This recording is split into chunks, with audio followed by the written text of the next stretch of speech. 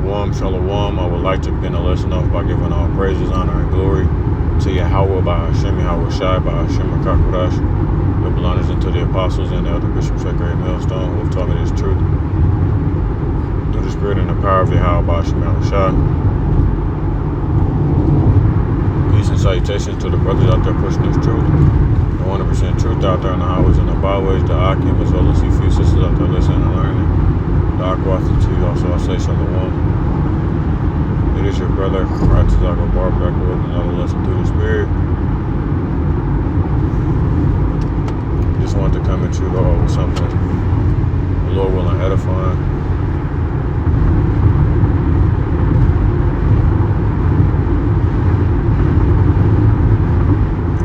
I'm in transit right now. Nonetheless,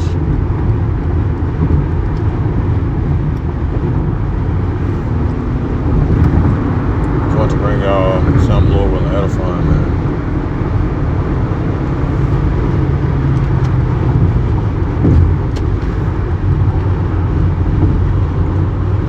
And this is just a clip that I seen a few days ago, just kind of talking about the war. This really is just like an overview of how the war's been going on as a whole since it started, Iran versus America. And just kind of exposing the truth that we already know, but for the people in the back who don't know, So I'm gonna go ahead and play this as fair use. I'm not using this for any type of monetary gain.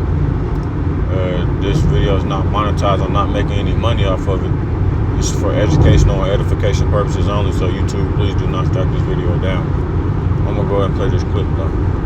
Iran. Serious injuries, even deaths, that until now have been covered up and hidden from the public, and it's only out tonight because of a Freedom of Information Act request.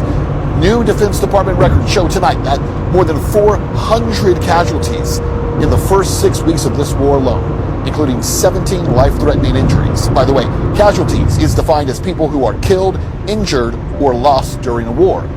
The Army took the worst of it, over 270 wounded, and the most common injury by far wasn't shrapnel or broken bones, it was head trauma. Some of the ugliest days never even made it to the public. Get this, CENTCOM only releases monthly totals as they quietly sat on 70 casualties logged in a single day back in March. Now, fast forward, since Trump ended the ceasefire this month, according to documents, there have been more than 200 additional casualties. 4 more deaths have piled up. And remember, right around that same time, the official death toll got quietly revised down from 18 to 14.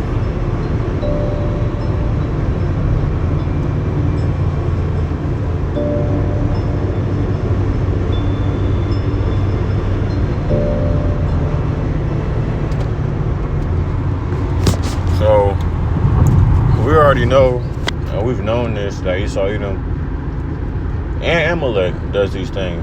Just think about when they first got into a conflict with Israel and Iran. Israel was literally, well, it's like I shouldn't say Israel.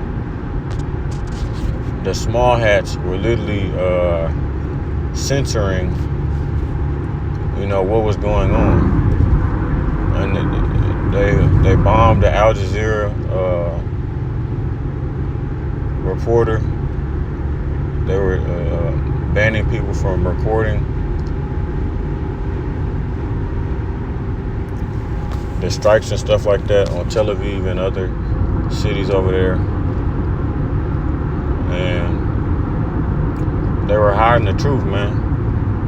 They're hiding the truth of how bad this war is going on because they don't want people to know that they're losing.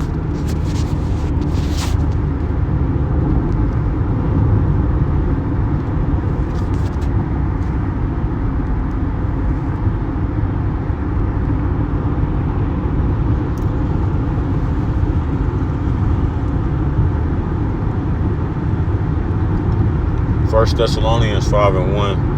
But of the times and the seasons, brethren, ye have no need that I write unto you. For yourselves know perfectly the day of the Lord so cometh as a thief in the night. For when they shall say peace and safety, then sudden destruction cometh upon them as travail upon a woman with child, and they shall not escape. But ye brethren are not in darkness, that that day shall overtake you as a thief. You know, so they keep on lying about the totals, about these people who are being deleted. And, you know, it just came out right before that. They said like only 17 U.S. soldiers have been deleted, which we knew that was a lie, man. You know, other sources are making it known that the United States is not winning this war. I think it was just reported not too long ago or very recently that they were running out of missiles, you know? And that all just goes off the point of fact that Iran has been preparing for this war for 20 plus years, and America thought that they could just bomb them or try and bully them, and it was just going to be a short war. But this thing is getting drug out longer than they expected, which we already knew this because it's just a part of prophecy, you know? So, like we always say, man, this war is not ending. And why do you think that they're coming with the draft in December? And why do you think that they're upping the age limit on the draft as well? It's usually 18 to 26, but I've heard reports of them bringing it up to 42. I don't know how true that is, but best believe at some point they are going to end up raising it because they're going to need more bodies to go out and get deleted for the rich man's war. Okay? So it's not going like how the media is portraying, as if America is just this big bad tyrant like it used to be. You know, those days are over with. And the fact that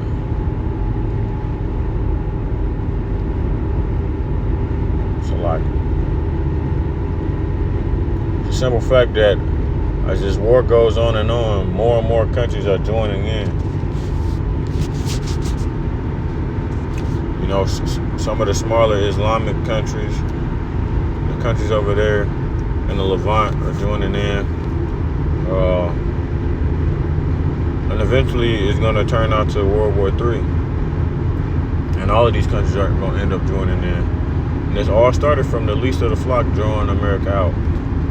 It finally got America to do what they wanted them to do for the past 20 plus years, man. So, the book of Jeremiah, the 49th chapter.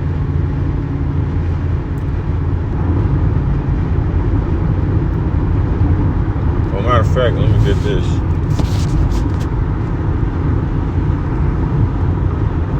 Because Esau Edom is always exposing themselves, really getting exposed.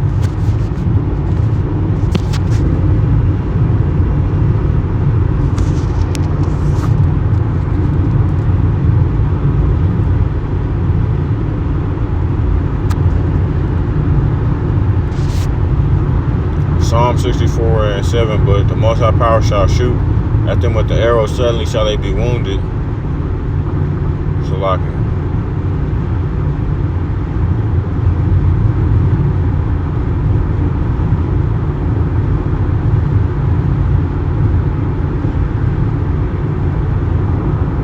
We can get Psalm 64 and 5. They encourage themselves in an evil matter.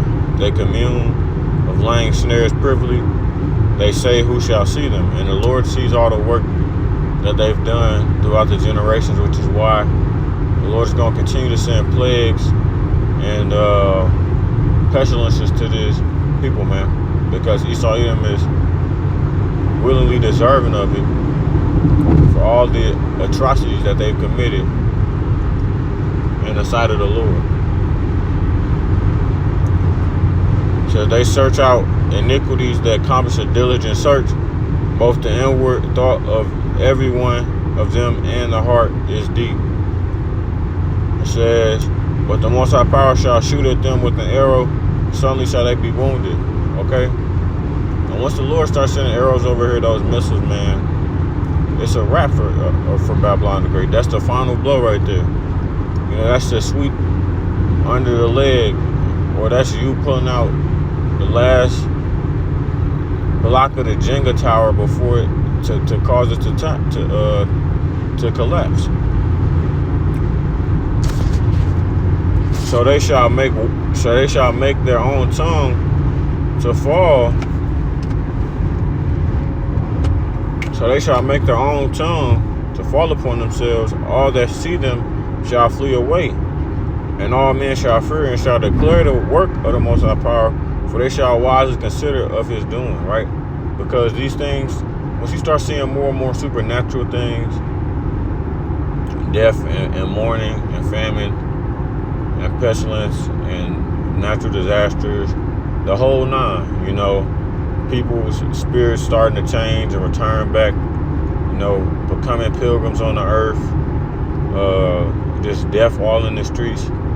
People are going to consider that it's a higher power, as it says, the Most High Power of all supernatural things. They're going to consider that, man. That's why it says, the Lord's name is going to be magnified throughout the earth. Because you ain't going to be able to deny that it's something greater and stronger than us controlling what's going on. It's going to be to the point where you're not finna say, oh, this is a coincidence. Right? Because coincidences don't exist. It says, the righteous shall be glad in the Most High Power of Yahweh, and shall trust in him, and all the upright in heart shall glory, right? And that's going to be us, Lord willing, because we understand and we know what's going on, and we're waiting for our King to come back and establish righteousness on the earth. And in doing that, he has to subdue this wicked kingdom that we're in right now.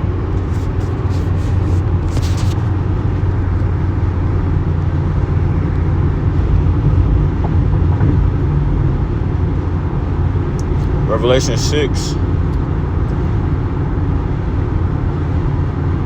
verse 3, and when he had opened the second seal, I heard the second beast say, come and see. And there went out another horse that was red, and power was given to him that sat thereon to take peace from the earth, and that they should kill one another, and there was given unto him a great sword, right? And that's talking about Esau Edom, the so-called white man, because if you think about it, even back in the ancient times, who committed the first murder? Cain. He committed the first murder according to the scriptures, man, when he deleted his brother. And that's just another rendition or another a similar story to Jacob and Esau, because Esau wanted to delete his own brother, man. So that was just them taking peace from the earth. And then just look at everything that they do nowadays, right? I'm in construction. I remember when I want to say I was in high school, I had to do a project. And I did my project on deforestation, and the effects of it. So you go out and you taking a whole bunch of trees and you chopping them down for lumber. You're destroying the habitats of animals, which is why animals go extinct and in danger. You're taking their homes and destroying them, and then you're going and taking the natural resources from the earth and putting a whole bunch of concrete on it and asphalt and cement and fucking gravel, because Esau Edom loves stone so much and rock because it came from the caves and the mountains. So everything in this is everything in Babylon the Great is fucking a concrete jungle. Then on top of that, all the pollution that comes from doing this construction or whatever, right? Then those trees don't get replanted, and matter of fact, through that you're also taking oxygen from the air, which is making the air less and less tolerable to breathe. Not to mention that you pump chemicals into the fucking atmosphere and in the air, so that people have health complications. So what do you do when they have health complications? You give them medicines from the pharmacy, which is sorcery, which is witchcraft, which fucks them up even more, and it hooks people on drugs, and deteriorates their body, and it doesn't never cure nobody. It just treats them so that you can have continual payments from them, so that they can rely on your fake, false ass, pharmaceutical ass medicine, right? Then that's just a very small sliver of the things that they've done. I hadn't even hit on the diabolical things, but just know that Revelation 6 and 4 is talking about Esau Edom, because they for shit sure have taken peace from the earth. That is why the Lord is getting them entangled in all of these military combat situations, because the least of the flock has drawn them out, and it's going to destroy their kingdom. They know that they have but a short time.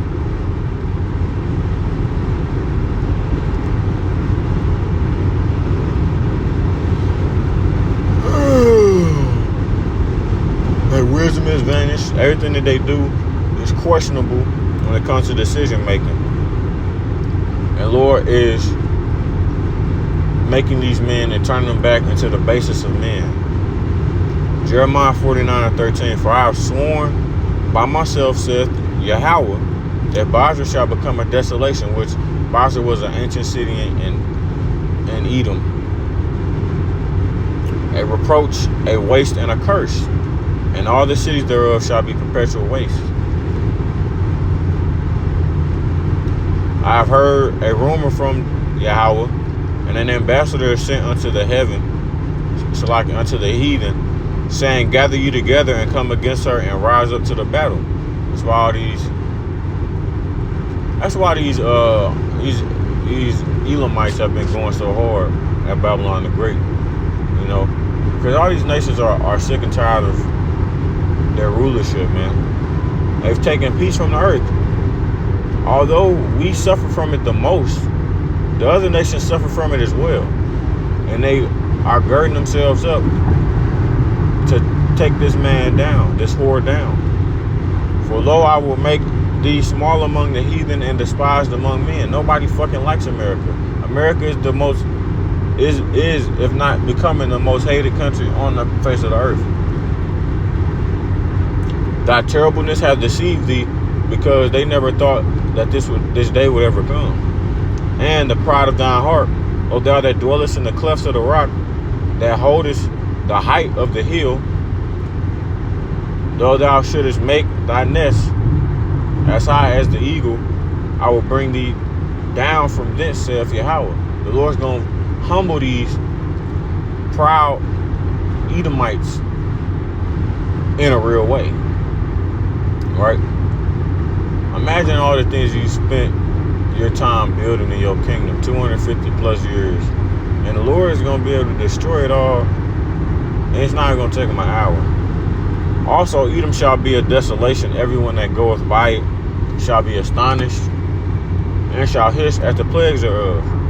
Right? That's how bad the Lord's going to destroy this place. And Babylon's never going to be inhabited again. You know, it's just going to be a desert. It's going to be leveled. Nobody's going to live here anymore. So, Lord willing, the lesson was edifying. Nah, you know what? Let me get this. Salaki.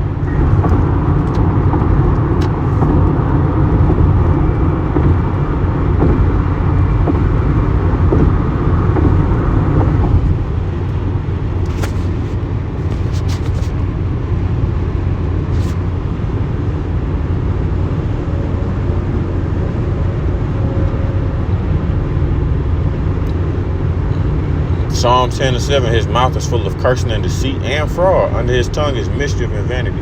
That's what I always say, man. Whenever Esau Edom says something, just believe the exact opposite to be true. Because all they do is lie. Every week, Donald Trump says that they're close to a deal. Is that not true? And then you see in the news throughout the week that more and more bombs and arrows have been sit down and strikes and shit. So best believe this war is not coming to an end. That being said, I'm gonna close it off there by giving all praises, honor, and glory to Yahweh, Shemi Hawashai, Shemar Kakodash. Double honors unto the apostles and the other bishops at Great Millstone, once again, who have taught me this truth through the spirit and the power of Yahweh Ba'ashim Yahushua. And until next time, I say Shalom Israel, Shalom. And as always, we're one day closer to the kingdom, man. Keep pushing, keep pushing, keep pushing. Shalom Israel, Shalom.